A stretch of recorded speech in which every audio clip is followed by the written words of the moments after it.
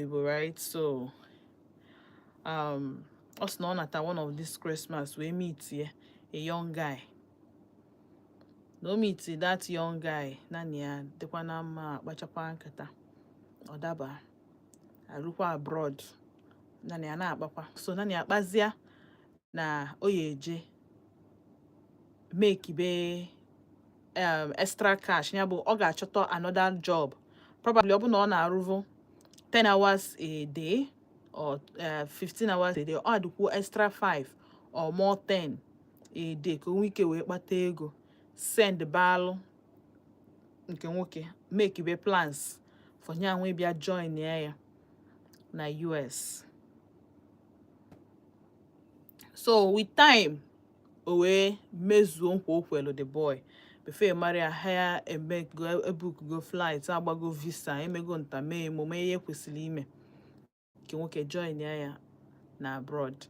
The first 5 months na-aga ọfụma. So na nyanwa na onwe ebu nke nwanyị na nke nwoke applies for permanent residence ọdago na o kwesị ije interview for it. Coincidentally na ọbata n'ụlọ one day na-anụ ebe niile dị quiet, so nyanwa gbagote na room na-anụzi onu supposed boyfriend ya. In fact, as a matter of fact, ha mechara gbaa akwụkwọ. After that 5 months, within that 5 months, the guy bịa ha gbaa akwụkwọ ịmago na one of the churches dị na US. So he bibezi as di na nwunye. No, that way ọ ga-enyela aka ime fasting or hastening the residence permit ọ na-ana n'aka ndị US embassy. So which happened by God's grace. Afia pụta na ndị agha eme interview na ịmago before that time na ọ bata n'ụlọ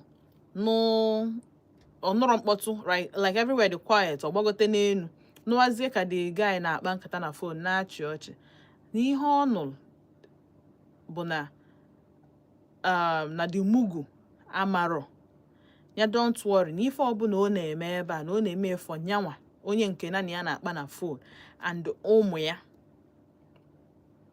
ka ha gbagote na Nigeria gbagote US. na once ha gbagotekwara na ọ ya file for divorce, and na US onye file ya for divorce the other person ya eke property. In fact na US onye bụ ụzọ file ya divorce a ya eke gịnị property, and anyị ma na nke nwoke eme gịnị nke nwoke nwere anything so far.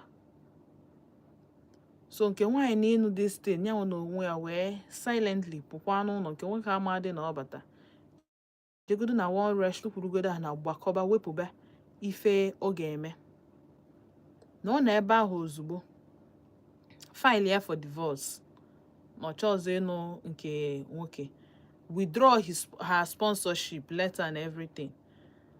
Then boss interview ruo few days to the day of interview ka ihe ame o wee jee kwuru ha na-abụnyere gaa embassy ka o jee for the interview. Na ha na ebe ahụ time for the guy's turn ruo ekwesịrị ịkpọpụta ya ka ọ bịa mee interview. Afụze ndị eyes ịma na ndị eyes ka Donald Trump tinye ihe a na-agwa gị na-eme this January. Ndị eyes a ka Donald Trump tinyelu na ọha nwa ga na-eje house by house na-ewepụta ndị niile bụ na ha nọ na America illegally, ndị akwụkwọ ha megoro expire. So by this lady he withdraw her sponsorship, the eyes notices that nyanwa na onwe ya na VCM expire o renew ozugbo aha nke ọfọ ya. Nyanwa na onwe ya na-enezi nke nwaanyị anya na-asịzi ya ka ihe na-emezi. Or say that the MAGA has found out that she has decided to lock her tap. Eyota. Na nyanwa bụ MAGA na-agba ego decide go na nyanwa bụ MAGA na-agba ego a find go out na ọ MAGA ka eji wee melụ, and na tap ebe ahụ mmiri si agba no decide go to lock it. Nya jekwuru di nwunye na ụmụ ya nọ Nigeria.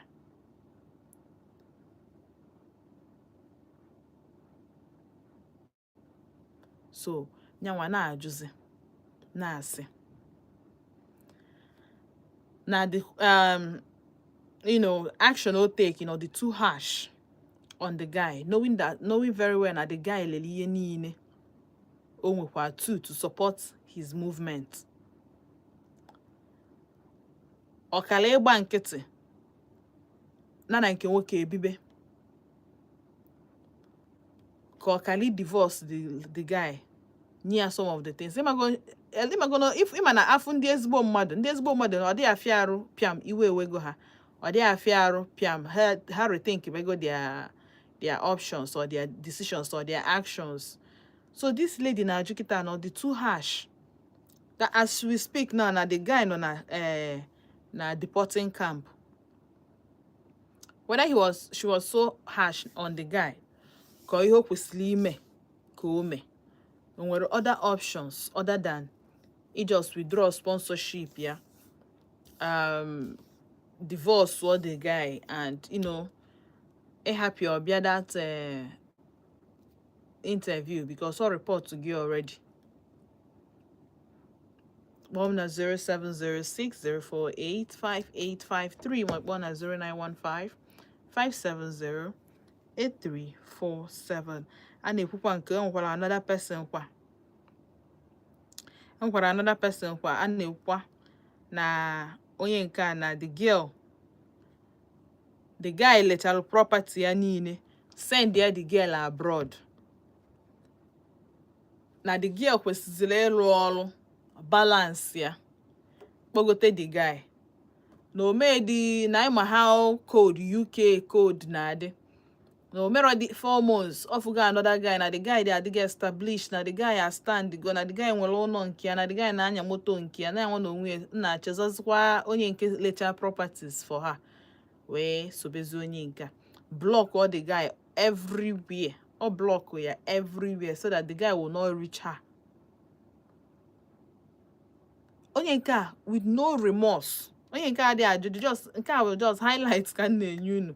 Kufu ihe na-eme abroad and trusting these people abroad. Now the girl just osiando na such is life. Osiando na such is life. Jiru no nwayo.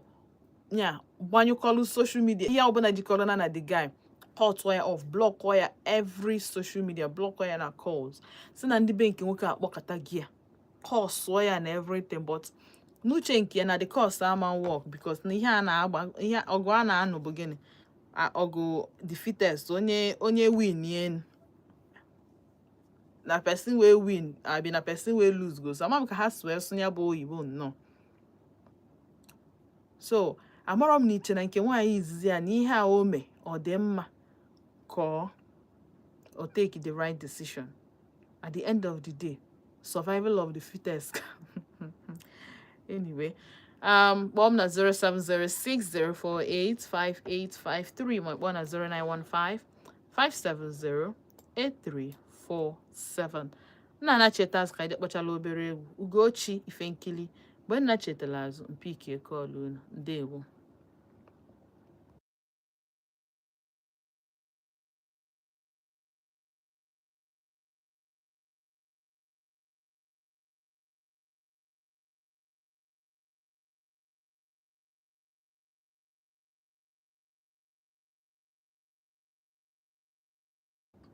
Okay, dear, what I'm talking about is people are abroad. Once they leave you, once you're dating them in this country or any of your country, and once they leave for their abroad, they forget you.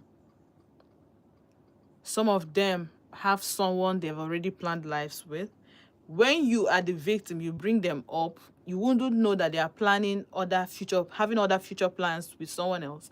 And then you overhear the conversation that you have been the maga, you have been the mugi, they've been living off you and can't wait to bring up their families from down here up. And that was not the plan. The plan is that it is you and her or you and him.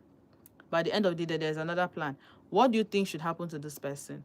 Do you think when you find out, you should deport the person, like report her or him to the securities or the authorities? Do you think you should actually quietly divorce him and, just let him be in US however he finds it fit? Or do you think you should continue living with him or monitor him? Leave comments on the comment section. Thank you. I'll be right back.